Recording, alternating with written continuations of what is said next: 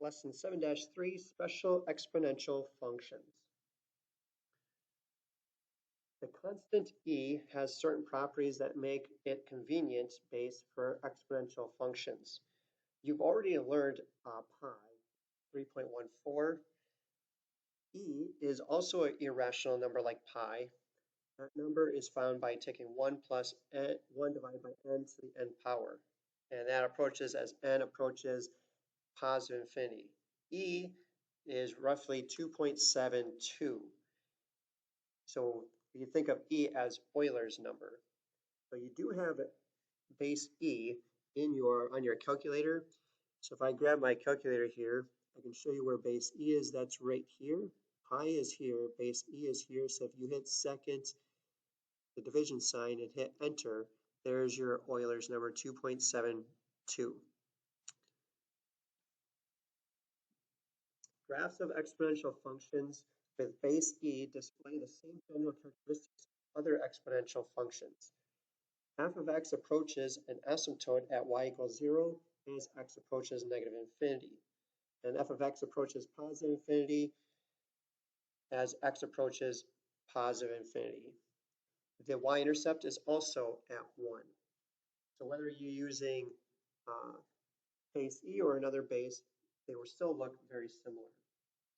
You can use the exponential growth formula f of x equaling a times e to the kt power to represent situations involving continuous growth.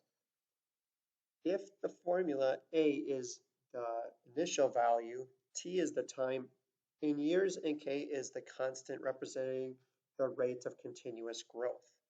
To calculate continuous compounding interest, use the variation on the formula, which would be known as the PERT formula. A equals P ERT, so the principal amount times base E raised to the RT power. A is the amount in the balance. The account, T the time in years. P is the principal amount. R is the annual interest rate as a decimal. So first we want to simplify these expressions here. So we have exponentials here. So when we multiply like bases, we add the exponents. So this would be base E raised to the 5th power. Letter B, I have to raise everything to the 4th power. So 3 to the 4th power would be a positive 81. Base E, when I raise a power to a power, I multiply, so that will give me 8x. And that would be x, yeah, 8x. Next, if I simplify, I can take 42 divided by 14 gives us 3. And when I divide like bases, I subtract the exponents, so this would be 3e squared.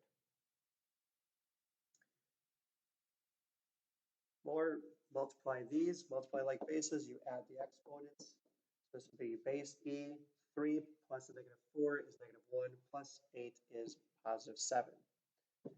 Next one, raise everything to the 3rd power. So 2 cubed is 8. Base e, 5x times 3 would be 15x. And the last one here, 18 divided by 6 is 3. E to the 7th divided by e cubed is e to the 4th. Simplify these expressions. So this would be e to the 7th, or 8th. Remember there's a 1 here. This one, 6 to the 4th power. 6 to the 4th power is 1,296. This would be e to the 8th power. And then we'd have 60 divided by 12, which is 5, e to the 4th. Example 2, now we're going to be graphing. So we need to graph the function g of x equaling negative 2 times base e raised to the x minus 3 plus 2 using a calculator, and then we're going to determine the key features of the graph. So we grab our calculator, go to our y equals, clear everything that I have in here, and let's type in the function. So we have negative 2, second division sign, so base e raised to the parentheses x minus 3, and parentheses plus 2. I'm going to hit zoom number 6 for standard. You can see that it never goes above 2 on the y-axis. The asymptote is actually at y is equal to 2. Now the domain here is all real numbers. The range is less than 3, or less than 2, I mean. The intercepts, the x-intercept, where is it across the x-axis? So if I go to second, trace, find the 0, number 2, hit enter. Oh, let me do that again. Second, trace, number 2, find the 0, left bound, enter, go below, hit enter a third time, and that will give us 3. So the x-intercept is at 3, 0. The y-intercept, so if I go to second graph, if I go to table feature, when y is 0, let me go the other direction.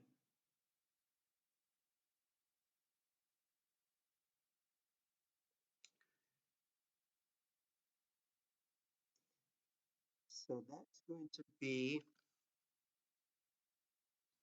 very close to the asymptote up there. So we'll just make that close as possible, would be 1.9. Positive, when is it a positive? It means when is it above the x-axis? That means that would be when x is less than 3, and it's negative when x is greater than 3. It's increasing, never. It's decreasing when x is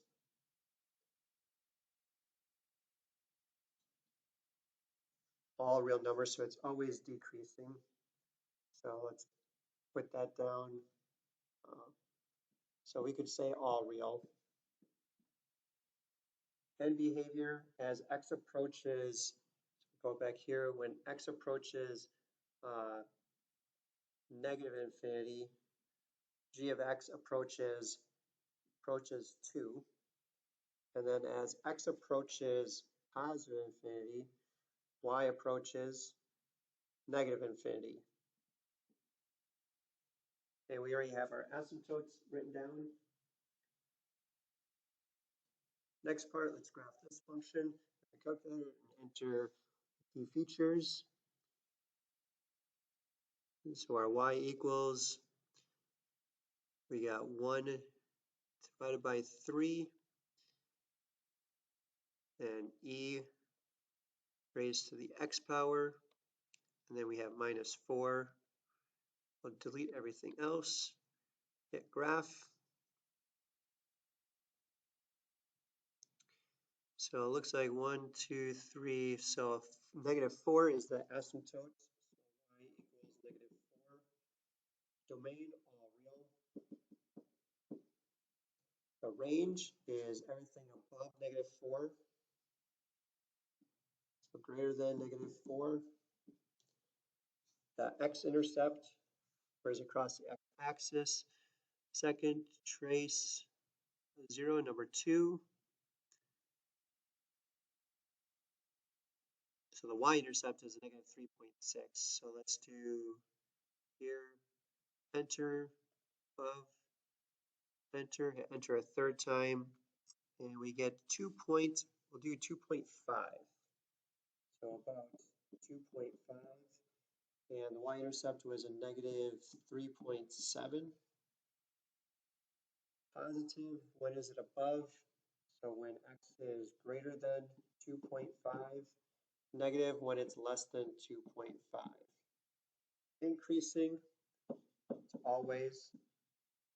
Decreasing, never. So we'll just cross that one out. And for here, end behavior as x approaches negative infinity. So when you go to the left, g of x approaches -4. And on this side, as x approaches positive infinity, y approaches positive infinity. I want to go back to this one. So yeah, I did that one correct. Okay, moving on to another base E function. So let's graph this one. Change this one to a negative E raised to the parentheses x plus 1 and parentheses and then plus 2. Graph this. Domain, all real. The range looks like an approach is 2. So it has to be, so our asymptote would be y equals 2. The range is b less than 2. The x-intercept occurs across the x-axis. It looks like in the negatives here. So second trace number 2. Enter, go below, enter a third time. Negative 0.31. So negative 0.31. The intercept, y-intercept, I think we had that. That would be, see, second trace, number 2. When x is 0, y is 0.7, negative 0.72. So I'll do negative 0.72. Positive, when is it above? When it's less than negative 0.31. Negative when it's greater than negative 0.31. Increasing, when is it going up? It's never. Decreasing, all real, or always. And then end behavior as x approaches negative infinity. When I go to the left, g of x approaches 2. And as x approaches positive infinity, y approaches negative infinity. And example 3 here. Lashandra deposits $1,500 in a savings account that pays 2.5% annual interest compounded continuously. That's the key word phrase here. After 4 years, what will be the balance of Lashandra's account? And I gave you the formula A equals PERT. So the account balance equals the principal amount, which is $1,500, times base E raised to the rate as a decimal 0.025 times the time in years, which is 4. So we grab our calculator and we type in 1,500 base E raised to the parentheses 0.025 times 4 end parentheses gives us account balance to the nearest cent would be $1,657.76. Next, a computer virus is spreading through a computer network while initially only 12 computers were infected. The virus spread continuously through the network at a rate of 8% each minute. It's a function that represents a situation where VFP is the number of infected computers and T is the time in minutes. How many computers will be infected with the virus after 20 minutes? So this one is continuous, compounded continuously, so we're going to use the PERT formula. The initial amount were 12. Base E raised to the rate of 0.08 times 20 minutes. Grab our calculator. We have 12 seconds, division sign raised to the 0.08 times 20, and parentheses gives us 59.4, so roughly 59 computers.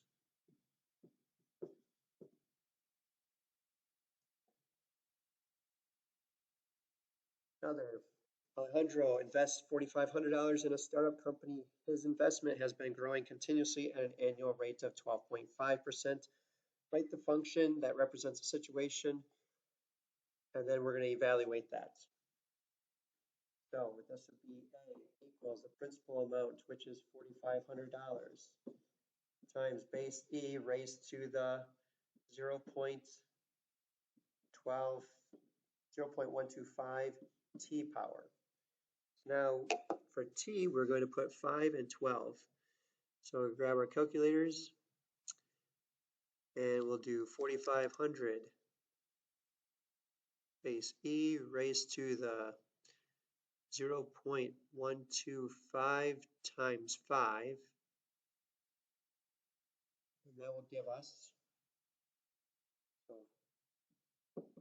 for 5 years, be roughly 8,400, so $8,407.11. And for after 12 years, so second enter, let's change this to 12. This will give us $20,167.60. Using a graphing calculator to solve this system of equations. So to do this, we're going to put each one as a separate equation. So I'll grab our calculators. So y equals, so we'll put 5 for 1, and we have 2 seconds division raised to the x power. Once we have it there, we're going to graph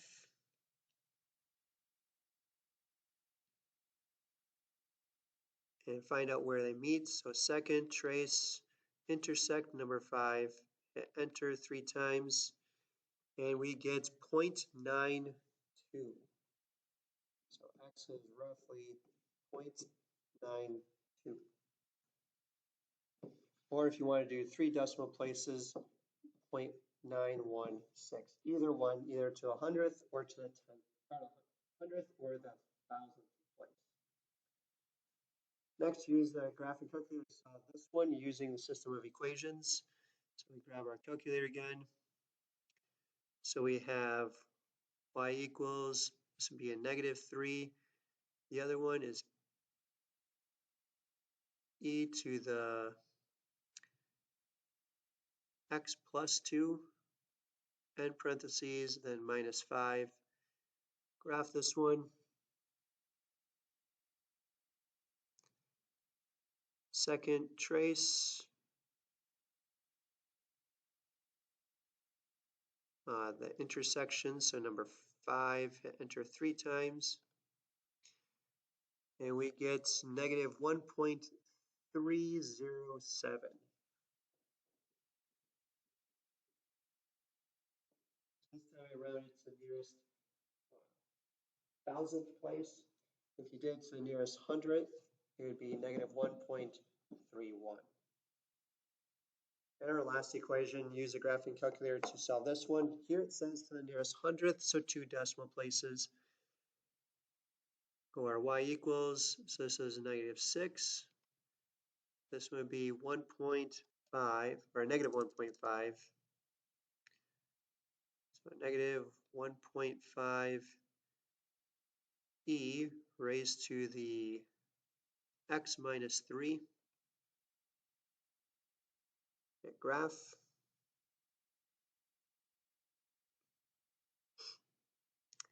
Where is it? Cross, second, trace, intersect number 5, hit enter 3 times.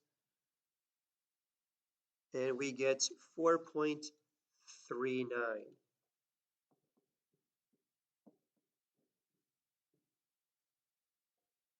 That is our lesson today on special exponential functions.